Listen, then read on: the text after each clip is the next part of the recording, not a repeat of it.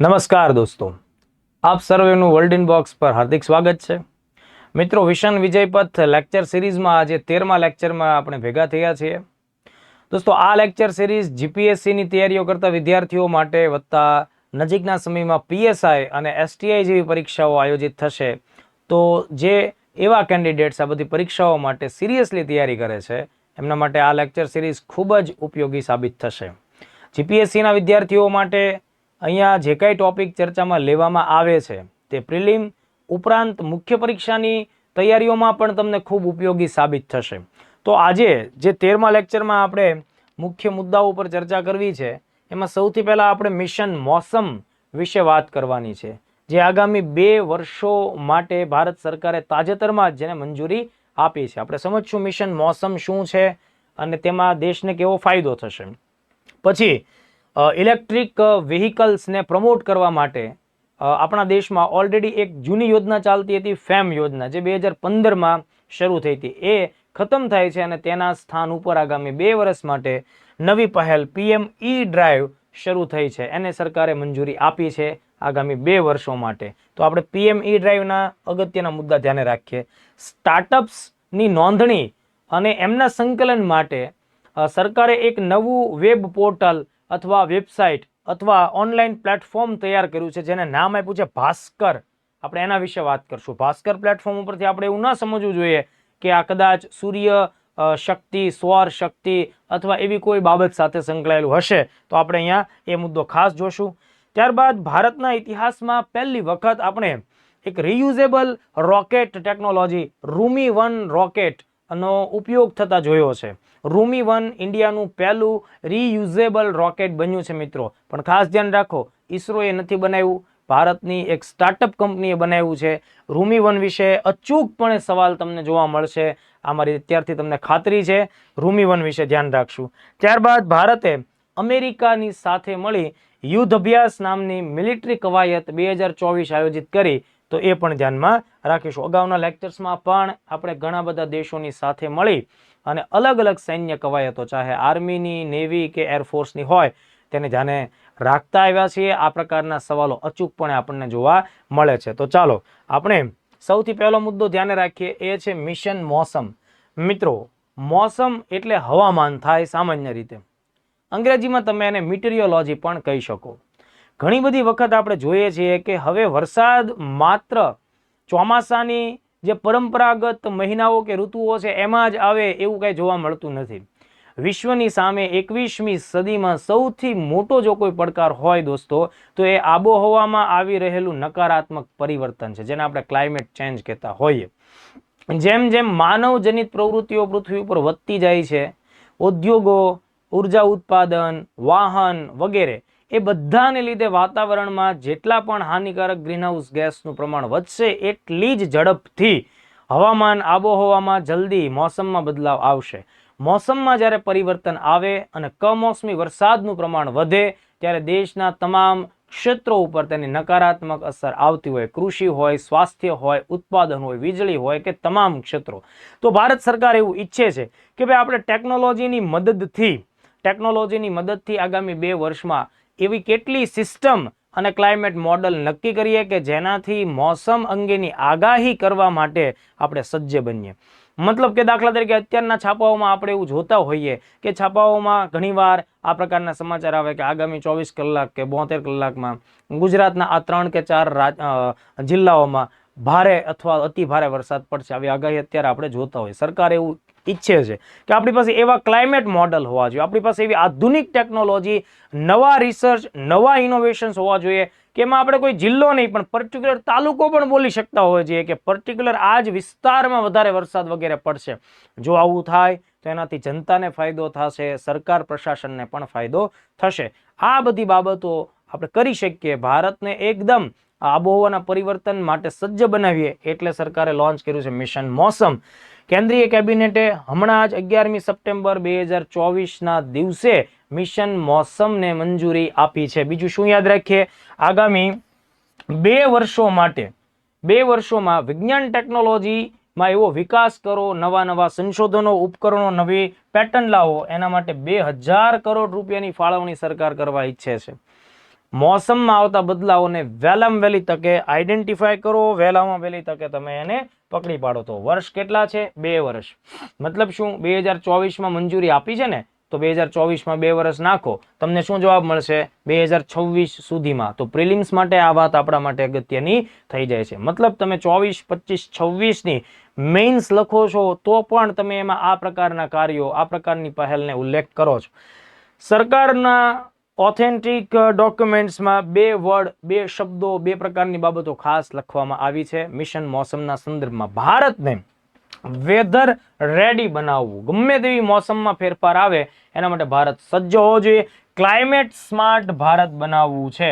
આ પ્રકારના 2 વર્ડ આ યોજના સાથે, આ પહેલ સાથે સંકળાયેલા છે. એટલે હવામાનની વિપરીત સ્થિતિઓ માટે ભારતને સજ્જ કરવું, વધતા ક્લાઇમેટ માટે સ્માર્ટ ભારતની રચના કરવી. આટલા ફેક્ટ આપણે યાદ રાખીએ. હવે જુઓ મિત્રો, આ આખી જે પહેલ છે, મિશન છે, લાગુ કોણ કરશે? કયું મંત્રાલય? તો કે ભાઈ પૃથ્વી વિજ્ઞાન મંત્રાલય, મિનિસ્ટ્રી ઓફ અર્થ સાયન્સ. હવામાન, સૌર મંડળ, સમુદ્ર, આ બધી બાબતો ઉપર આ મંત્રાલય કાર્ય કરે છે. તો હવામાનનો આખો વિભાગ, આ એની સાથે સંકળાયેલું વિજ્ઞાન, એની સાથે સંકળાયેલી નવી બાબતો મિનિસ્ટ્રી ઓફ અર્થ સાયન્સ સંભાળે છે. તો આ બાબત આપણે ખાસ ધ્યાનમાં રાખીએ. આ પહેલ હેઠળ ભારતની અંદર હવામાનમાં અને આબોહવામાં જે કંઈ ચેન્જીસ આવે છે એને ધ્યાનમાં રાખીને તમે વિજ્ઞાન, સંશોધન અને એની જે રિલેટેડ સર્વિસીસ છે એમાં સુધારો કરો. એ આ પ્રકારનો ઉદ્દેશ અને હેતુઓ મિશન મોસમ ધરાવે છે. આના માટે થઈને આપણે વિવિધ પ્રકારની પ્રણાલીઓ વિકસાવીએ, જેમાં આધુનિક ટેકનોલોજીનો ઉપયોગ કરીએ. ફોર એન એક્ઝામ્પલ, અવલોકન એટલે ઓબ્ઝર્વેશન માટેની પ્રણાલીઓ, સારામાં સારા ઉપગ્રહો મૂકીએ, સારામાં સારા સુપર કોમ્પ્યુટર્સને કામે લગાડીએ, સારામાં સારા રડાર્સ અને અન્ય સેન્સર ટેકનોલોજીનો આપણે ઉપયોગ કરીએ. તો આમાં મશીન લર્નિંગ, કૃત્રિમ બુદ્ધિમત્તા, સુપર કોમ્પ્યુટર્સ, અવલોકન માટેની વિવિધ પ્રકારની પ્રણાલીઓને વિકસિત કરીએ, જેના લીધે આપણે લોકો હવામાનનું સચોટ સર્વેક્ષણ કરી શકીએ, હવામાનના ટોટલી સારા નમૂનાઓ તૈયાર કરી શકીએ, હવામાનની આગાહી અને ડિઝાસ્ટર મેનેજમેન્ટના કાર્યો પણ કરી શકીએ. આ બધું કામ કરવાનો એક જ ઉદ્દેશ છે કે ભાઈ ખરાબ હવામાનની જે કાંઈ અસરો આવે છે, કે આબોહવા પરિવર્તનની જે કાંઈ અસરો આવે છે એને ઇન્ડિયા ઇઝીલી ટેકલ કરી શકે. માની લઈએ કે આ કાર્ય થાય છે મિત્રો, તો એના માટે કોણ કોણ સંસ્થાઓ જવાબદાર છે મિશનમાં? તો મેં તમને હમણાં તો જણાવ્યું કે ભાઈ મિનિસ્ટ્રી છે પૃથ્વી વિજ્ઞાન મંત્રાલય, પણ એના અંતર્ગત આવેલી 3 અગત્યની સંસ્થા આ મિશનને લાગુ કરાવવાની જવાબદારીઓ સ્વીકારે છે. જેમાં સૌથી પહેલા એક અગત્યનો વિભાગ છે IMD, ઇન્ડિયન મિટીરિયોલોજીકલ ડિપાર્ટમેન્ટ. અંગ્રેજોના સમયમાં 1875માં આ સંસ્થાની સ્થાપના થઈ હતી. ત્યારબાદ બીજી ખૂબ અગત્યની સંસ્થા પૂના ખાતે છે. ઘણીવાર પ્રિલિમ્સમાં તમને સંસ્થાઓના લોકેશન પૂછાય. સંસ્થાઓની સામે લોકેશન મતલબ કે 4 સંસ્થા, 4 હેડક્વાર્ટર, જોડકા ટાઈપનો સવાલ પણ પૂછાય. તો ધ્યાન આપજો, ઇન્ડિયન ઇન્સ્ટિટ્યૂટ ઓફ ટ્રોપિકલ મિટીરિયોલોજી, એટલે ટૂંકમાં હું લખું છું IITM. આ પૂના ખાતે મહારાષ્ટ્રમાં આવેલી અગત્યની સંસ્થા છે. આ એ સંસ્થા છે મિત્રો કે જ્યાં પ્રત્યુષ નામનું સુપર કોમ્પ્યુટર કાર્યરત છે. પ્રત્યુષ સુપર કોમ્પ્યુટર હવામાન આગાહી અને હવામાનના અભ્યાસનું કામ કરે છે. આવી જ એક બીજી સંસ્થા ઉત્તર પ્રદેશના નોઈડા ખાતે આવેલી છે, national centre for medium range weather forecasting. તો આ પણ લોકેશન એક્ઝામ માટે IMP થઈ જાય પ્રિલિમ્સના દૃષ્ટિકોણથી. અહીંયા આપણને મિહિર નામનું સુપર કોમ્પ્યુટર આબોહવાનો અભ્યાસ કરતું હોય તેવું જોવા મળે છે. તો ચલો આ એક આખી બાબત આપણે ધ્યાન રાખી. હવે મિશન મોસમ સફળતાપૂર્વક 2 વર્ષમાં 2000 કરોડ રૂપિયાના ખર્ચે જો પાર પડે છે અને સારામાં સારી ટેકનોલોજી અને ફોરકાસ્ટિંગ મોડલ આપણા તૈયાર થાય છે, જેના લીધે આપણે હવામાનની આગાહી ચોક્કસપણે કરશું, તો આ 12 જેટલા ક્ષેત્રો છે જે તેનાથી લાભાન્વિત થશે. દાખલા તરીકે સૌથી અગત્યનો મુદ્દો કૃષિ. જ્યારે પણ કમોસમી વરસાદ પડે મિત્રો, એટલે સૌથી આડઅસર, ખરાબ અસર કૃષિ ઉપર આવે. ખેડૂત હેરાન પરેશાન થઈ જાય, એની ઘણા મહિનાઓની મહેનત પાણીમાં જાય, ઘણી ઉમ્મીદ આશાઓ બધી ધૂંધળી થઈ જાય. તો ખેડૂતને નુકસાની છે મિત્રો, આર્થિક નુકસાની છે, સાથોસાથ સરકારને પણ નુકસાની છે. કારણ કે સરકારે શું કરવું પડે છે? સરકારે પણ ખેડૂતોને વળતર વગેરે દેવા પડે છે. તો આ બધી બાબતોમાં આપણે અગાઉથી કંઈક નિર્ણય લઈ શકીએ તો એ કામગીરીમાં મિશન મોસમ ફાયદોરૂપ થશે. પર્યાવરણની જાળવણી સામે પણ પડકારો ઊભા થશે. ઉર્જાનું આખું સેક્ટર ખોરવાઈ જશે મિત્રો. કમોસમી વરસાદને લીધે, કમોસમી તોફાનોને લીધે ઉર્જા સેક્ટર પરિવહન સેક્ટર, આ બધું જ વ્યાપક રીતે ડિસ્ટર્બ થાય. પરિવહન બોલો તો હવાઈ પરિવહન, જળ પરિવહન, આ બધી જ વસ્તુઓ ડિસ્ટર્બ તો થાય જ છે. આપત્તિ વ્યવસ્થાપનનું ક્ષેત્ર, હવાઈ ઉડ્ડયન, પ્રવાસન, વિદ્યુત, સ્વાસ્થ્ય, જહાજ પરિવહન, જળ સંશોધનો, બરાબર, અને સંરક્ષણ, આ બધા ફિલ્ડ ઉપર અસરો થશે અને એ બધી અસરોનું નિવારણ મિશન મોસમ થકી અમુક અંશે થશે. તો અહીંયા આપણને પહેલો મુદ્દો જોવા મળે છે મિશન મોસમ. મિત્રો, આ આખો topic prelims as well as મુખ્ય પરીક્ષામાં તમને લોકોને કોઈને કોઈ જગ્યાએ ઉપયોગી થશે. ચલો, ત્યારબાદ બીજો મુદ્દો આપણે ભણવાનો છે, એ છે પીએમઈ ડ્રાઈવ પહેલ. આપણો દેશ એવું ઈચ્છે છે કે વર્ષ 2070 સુધીમાં કાર્બન એમિશનને નેટ ઝીરો પરિસ્થિતિ ઉપર લઈ આવવું છે. તો જો તમે 2070 સુધીમાં કાર્બન ઉત્સર્જન ઘટાડીને નેટ ઝીરો સુધી લઈ જવા માંગો છો, તમે ગ્રીનહાઉસ ગેસના ઉત્સર્જન ઘટાડવા માંગો છો, તો ઉર્જાના ક્ષેત્રમાં, ઈંધણના ક્ષેત્રમાં વ્યાપક બદલાવ અનિવાર્ય છે. અને તેના માટે ડીઝલ, પેટ્રોલ, સીએનજી થી ચાલતા વાહનોના વિકલ્પો શોધવા પડે. અને એટલા માટે થઈને વિદ્યુતથી ચાલતા, વિદ્યુત આધારિત બેટરીથી ચાલતા ઇલેક્ટ્રિક વ્હીકલ્સને પ્રમોટ કરવા પડે. અને એ હેતુથી ભારત સરકારે વર્ષ 2015માં faster adoption and manufacturing of hybrid and electric vehicles એવી ફેમ નામની યોજના લોન્ચ કરેલી, જે વર્ષ 2022-23 સુધીમાં ચાલી. અને હવે 2024માં સરકારે ફેમને રિપ્લેસ કરી નવી પહેલ લોન્ચ કરી છે, પીએમઈ ડ્રાઈવ સ્કીમ.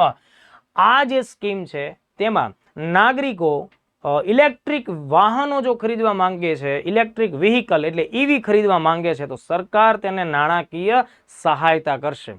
જો ભારતના નાગરિકો પૈકી કોઈ વ્યક્તિઓ કોઈ પ્રકારે ઇલેક્ટ્રિક વ્હીકલ ઉત્પાદન કરવા માંગે છે, તો તેને પણ સરકાર સહાયતા કરશે. જો કોઈ નાગરિકો ઇલેક્ટ્રિક ચાર્જિંગ સ્ટેશનની સ્થાપના કરવા માંગે છે, તો પણ સરકાર તેને જમીનની ફાળવણી સસ્તા દરે કરશે, વધતા તેને નાણાકીય સહાયતા પણ આપશે. તો આને આપણે ડિટેલમાં સમજીએ. જો મિત્રો, ટોટલ આઉટલે કેટલું છે? 10,900 કરોડ. સમયગાળો કેટલો છે? 2 વર્ષ. આગામી 2 વર્ષ માટે સરકાર 10,900 કરોડ રૂપિયાની રકમ આ બધી કામગીરી પાછળ ફાળવણી કરશે. આ વખતે ધ્યાન આપો, આ વખતે જો આ ઇમેજમાં તમને દેખાતું હશે કે ભાઈ હવે આપણે ઇલેક્ટ્રિક ટ્રક્સ પણ બનાવવાના છે. મતલબ હેવી વ્હીકલ્સ, દોસ્તો, વધુ વજન ઉચકી શકે એવા મોટા ટ્રક ઇલેક્ટ્રિસિટીથી ચાલે, એ વિઝન આપણે ધરાવીએ છીએ. એટલે ઇલેક્ટ્રિક ટ્રક, એમ્બ્યુલન્સ પણ ઇલેક્ટ્રિસિટીથી ચાલે અથવા હાઇબ્રિડ મોડ ઉપર ચાલે તેવી આપણે બનાવવાની છે. એટલે આમાં એમ્બ્યુલન્સનો સમાવેશ પણ થાય છે, ઇલેક્ટ્રિક બસનો સમાવેશ પણ થાય છે, 3 વ્હીલર, ઓટો રિક્ષા જેવા વ્હીકલનો સમાવેશ થાય અને 2 વ્હીલરનો સમાવેશ પણ થાય છે.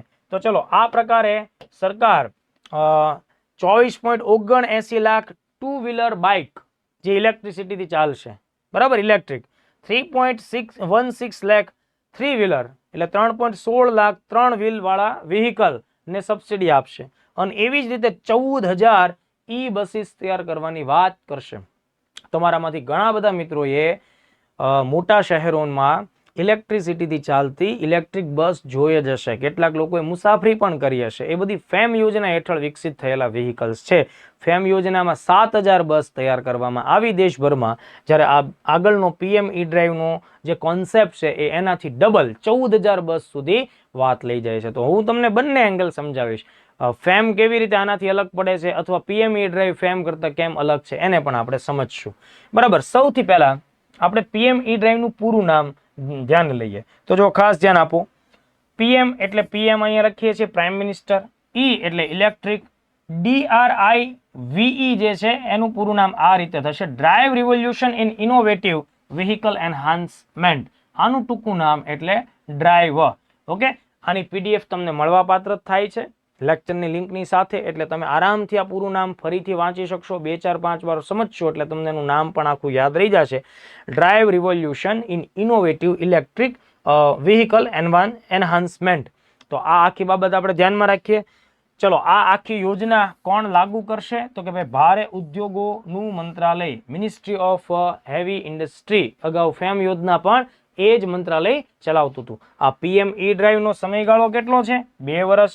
એટલે કે 2024 થી લઈને ક્યાં સુધી થશે? 2025 અને 2026 સુધી. કેટલી સરકાર ફાળવણી કરે છે આર્થિક ધોરણે? 10,900 કરોડ રૂપિયાની ફાળવણી છે. ક્યારેક પ્રિલિમ્સમાં આવા આંકડા પણ પૂછાય છે, જે ખાસ નજીકની કરંટ રિસેન્ટલી ને કોઈ પહેલ હોય તો એમાં આ પ્રકારના આંકડા ઉપયોગી પણ થાય. બરાબર.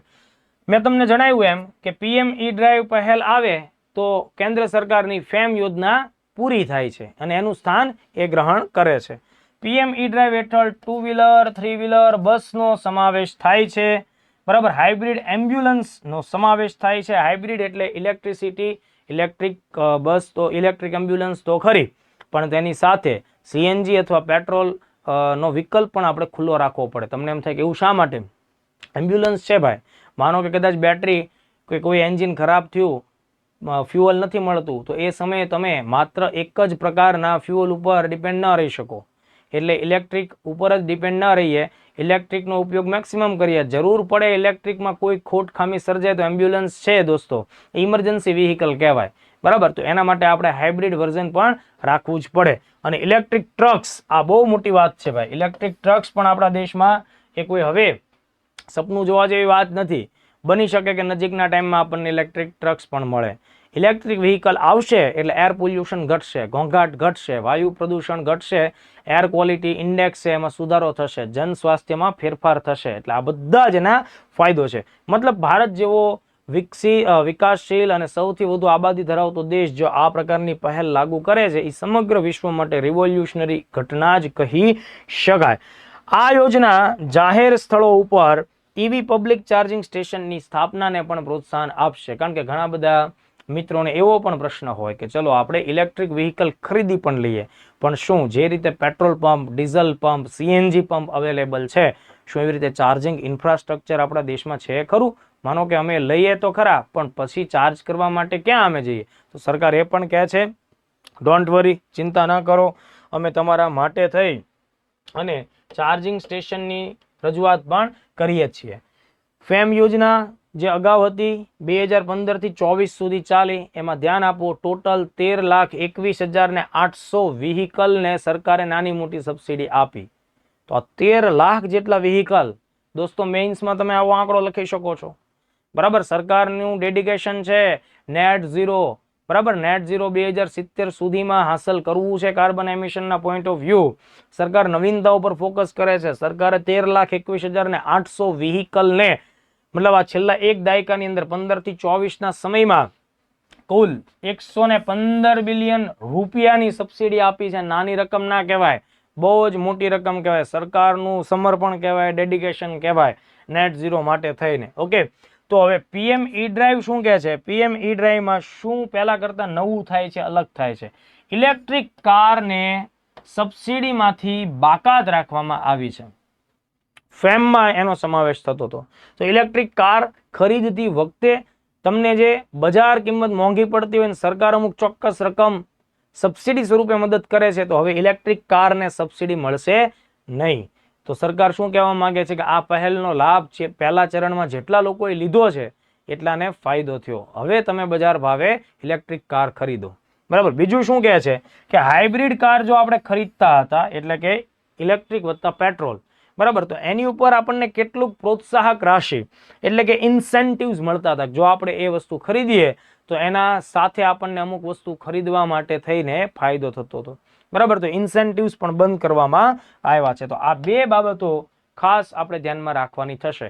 તો દોસ્તો, પીએમ ઈ ડ્રાઈવ પૂરું નામ પૂછી શકાય, ઉદ્દેશો પૂછી શકાય, કઈ બાબત સાથે સંકળાયેલું છે એ પણ આપણે ધ્યાને રાખવું પડે. ફેમ અને પીએમ ઈ ડ્રાઈવમાં શું તફાવત છે એ પણ મેં તમને લોકોને જણાવ્યું. હવે આપણે આગળનો ટોપિક જોઈએ. ત્રીજા નંબરનો મુદ્દો એ છે ભાસ્કર પ્લેટફોર્મ. ભાસ્કર પ્લેટફોર્મ બોલી શકો છો, ભાસ્કર વેબ પોર્ટલ બોલી શકો, અથવા સામાન્ય શબ્દોમાં ભાસ્કર વેબસાઇટ પણ તમે બોલી શકો. હવે આપણા દેશમાં 2016ના વર્ષથી સ્ટાર્ટઅપ ઇન્ડિયા નામની એક અગત્યની પહેલ શરૂ થઈ છે, જેમાં દેશના નાગરિકો, યુવાનો, નવ ઉદ્યોગ સાહસિકો જે પોતાના કોઈ યુનિક આઈડિયા ઉપર કામ કરવા માંગે છે, એ યુનિક આઈડિયાની સાથે એન્જિનિયરિંગ પણ ફિલ્ડ જોડાઈ શકે છે, કોમ્પ્યુટર ફિલ્ડ પણ જોડાઈ શકે છે. અને આવા સ્ટાર્ટઅપ્સ પાસે રહેલા યુનિક આઈડિયા જો વ્યવસ્થિત રીતે એક્સપ્લોર થાય, જો એને યોગ્ય માર્ગદર્શન, મેન્ટરશીપ, સરકારની નાણાકીય મદદ કે ઇન્ડસ્ટ્રીનું કોઈ ગાઈડન્સ મળે તો એ નાનો એવો આઈડિયા લોકોના જીવન સુધી પહોંચી શકે છે, બહુ મોટી પ્રોડક્ટ કે સર્વિસમાં રૂપાંતરિત થઈ શકે છે. એટલે સરકારે સ્ટાર્ટઅપ ઇન્ડિયા નામનું એક બહુ જ અગત્યનું અભિયાન ચાલુ કરેલું. હવે અહીંયા આપણને ભાસ્કર પ્લેટફોર્મ શા માટે જોવા મળે છે? તો કે આપણા દેશમાં જેટલા પણ અલગ અલગ ફિલ્ડના સ્ટાર્ટઅપ્સની નોંધણી થઈ છે એ બધાનું રજિસ્ટ્રેશન સરકાર ભાસ્કર ઉપર કરશે અથવા કરાવશે.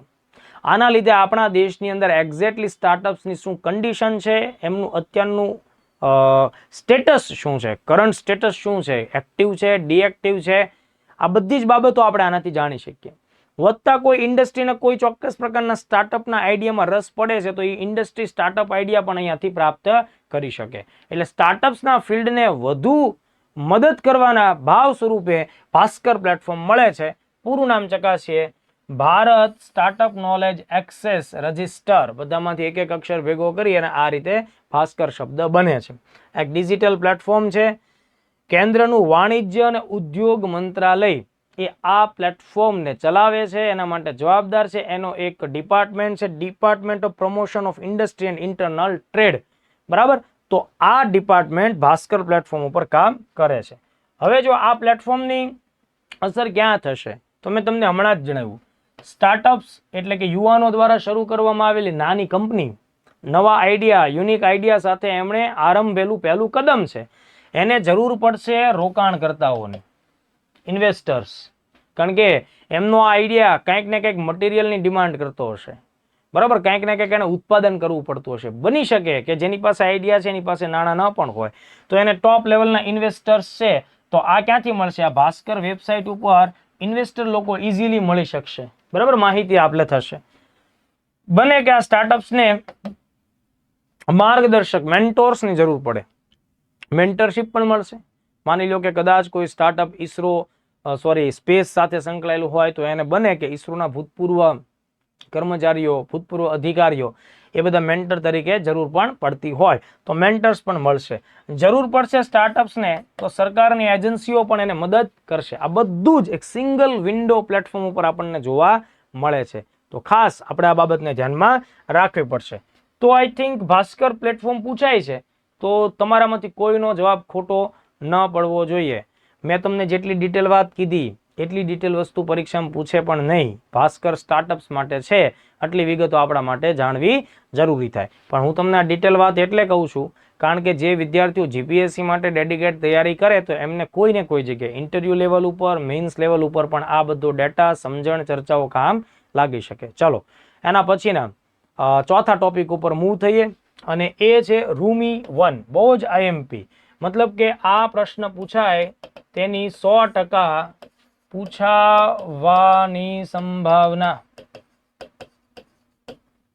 બરાબર, આ સવાલ પૂછાય કારણ કે દેશના ઇતિહાસમાં, દેશના રોકેટ સાયન્સમાં એક નવો બદલાવ આવ્યો.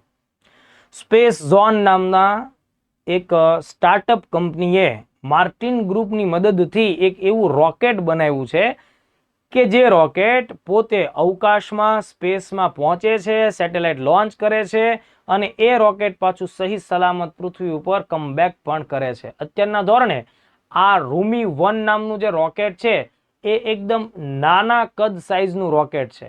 નાના અથવા ઓછા વજન ધરાવતા સેટેલાઇટને લોન્ચ કરવાનું તેણે પરાક્રમ પાર પાડ્યું છે. બને કે આ ટેકનોલોજી એક્સપ્લોર થાય તો ભવિષ્યમાં વજનદાર સેટેલાઇટને પણ લઈ જઈ શકે અને સહી સલામત રીયુઝેબલ કન્ડિશનમાં પાછું આવી પણ શકે. તો ચલો આપણે આના મુદ્દાઓ જોઈએ. ભારતનું સૌ પ્રથમ પુનઃ ઉપયોગમાં લઈ શકાય, બરાબર, રીયુઝેબલ કહી શકાય તેવું એ રોકેટ છે. તેને મોબાઈલ લોન્ચર વડે લોન્ચ કરવામાં આવ્યું. મોબાઈલ લોન્ચરનો મતલબ એમ કે જ્યારે હળવું, નાનું કે ઓછા કદનું જો કોઈ રોકેટ હોય તો તમે એને પોર્ટેબલ રીતે, મૂવેબલ રીતે, કોઈ પણ એક સ્થળ ઉપર સ્ટેડી પ્લેટફોર્મ નથી, તમે એને ટ્રકની મદદથી પણ લોન્ચ કરી શકો છો. બરાબર છે, તમે એને કોઈ પણ હરતા ફરતા લોન્ચર ઉપરથી લોન્ચ કરી શકો છો. એને શું કહેવાય? Mobile launcher. બરાબર, કોણે બનાવ્યું છે મિત્રો? સ્પેસ ઝોન ઇન્ડિયા નામની સ્ટાર્ટઅપ કંપનીએ. સ્પેસ ઝોન ઇન્ડિયા નામની સ્ટાર્ટઅપ કંપનીએ અને નાણાકીય સહાયતા માર્ટિન ગ્રુપ, જે આખું કંપનીનું ગ્રુપ છે તેના દ્વારા મળેલી છે. તો આપણા માટે આઈએમપી સ્પેસ ઝોન ઇન્ડિયા આ શબ્દ વધુ અગત્યનો થાય. આ આખી ઘટના ચેન્નઈ નજીકથી આખી આકાર પામી છે. ચેન્નઈ નજીકથી એને લોન્ચ કરવામાં આવેલું છે. ઓકે, તો લોન્ચ સ્થળ કયું છે? ચેન્નઈ. ચેન્નઈમાં કયું છે? થિરુવદંડઈ આ સ્થળ. એટલે ડિટેલમાં ચેન્નઈ સુધી આપણે યાદ રાખીએ તો પણ ઇનફ થાય. ખાસ યાદ રાખજો દરેક મિત્રો કે આ રૂમી-1 રિયુઝેબલ લોન્ચ વ્હીકલ છે. તમને જ્યારે વિધાનવાળા ક્વેશ્ચન પૂછી નાખે તો એમાં એવું પણ આપી દે કે ઈસરોએ આ પ્રકારે આ રૂમી-1 બનાવ્યું છે. ઈસરોએ બનાવ્યું નથી. મતલબ આ તમારે યાદ રાખવાનું છે ને, ઈસરો દ્વારા વિકસિત નથી. ઉતાવળમાં આપણાથી ભૂલ થઈ જાય, કારણ કે સૌથી વધુ સ્પેસની વાત કરતા હોઈએ તો એક જ એજન્સી ધ્યાનમાં આવતી હોય છે, ઈસરો. દરેક બાબતમાં ઈસરોનું નામ આવતું હોય, ઈસરોની શોધ ધ્યાને આવતી હોય, ઈસરોના કાર્યો ધ્યાને આવતા હોય. તો એના લીધે કદાચ પેપર સેટર આ પ્રકારનો ક્વેશ્ચન સેટ કરે વિધાનની અંદર, તો તમારે ભૂલ થાય એવું તમારા કેસમાં બનવું ના જોઈએ. ઓકે, રૂમી-1 એણે અત્યારે જે સેટેલાઇટ લોન્ચ કર્યા છે એમાં 3 ક્યુબ સેટેલાઇટ્સ હતા, એકદમ નાના કદ આકારના. મતલબ કે એનું વજન કેટલું હોય? 1 થી 10 કિલોગ્રામ જેટલું હોય એટલું. એવા 3 અલગ અલગ સેટેલાઇટ, જેને તમે નેનો સેટેલાઇટ્સ પણ કહી શકો. અને બીજા 50 પાઇકો સેટેલાઇટ્સ. પાઇકો એટલે જેનું વજન 100 ગ્રામથી લઈ 1 કિલોગ્રામ સુધી છે. એટલે 0.1 થી 1 કિલોગ્રામ સુધીનો જો કોઈ ઉપગ્રહ હોય તો ટેકનિકલી તેને પાઇકો સેટેલાઇટ કહેવામાં આવે. એવી જ રીતે જ્યારે કોઈ સેટેલાઇટનું વજન 1 કિલોગ્રામથી 10 કિલોગ્રામની વચ્ચે હોય છે ત્યારે આપણે એને નેનો સેટેલાઇટ કહેતા હોઈએ. તો ટોટલ આ રીતે 53 જેટલા સેટેલાઇટ્સ લોન્ચ કરવામાં આવ્યા. ફરીથી 3 સેટેલાઇટ કેવા છે? નેનો. નેનો બોલીએ તો 1 થી 10 કેજી. તો એ 3 ક્યુબ આકારના છે. ક્યુબ આકારના એટલે ક્યુબ સેટેલાઇટ્સ કહેવામાં આવ્યા. 50 કેવા સેટેલાઇટ છે? Pico satellites. પાઇકો બોલો એટલે 100 ગ્રામથી 1 કેજીની વચ્ચે, 0.1 to 1.0 કેજીની વચ્ચે. તો આવા ટોટલ 53 સેટેલાઇટ રૂમીએ લોન્ચ કર્યા છે. રૂમીના બીજા કેટલાક ટેકનિકલ ફીચર્સ પણ મે બી પ્રિલિમ્સ માટે કામ લાગી શકે. જેમ કે અહીંયા આપણને 0 ડિગ્રીથી 120 ડિગ્રીની વચ્ચેનો એડજસ્ટેબલ લોન્ચ એંગલ આ લોકોને જોવા મળ્યો છે. મતલબ કે તમે 90 ડિગ્રીએ વર્ટિકલ જ લોન્ચ કરો છો એવી જરૂરિયાત નથી.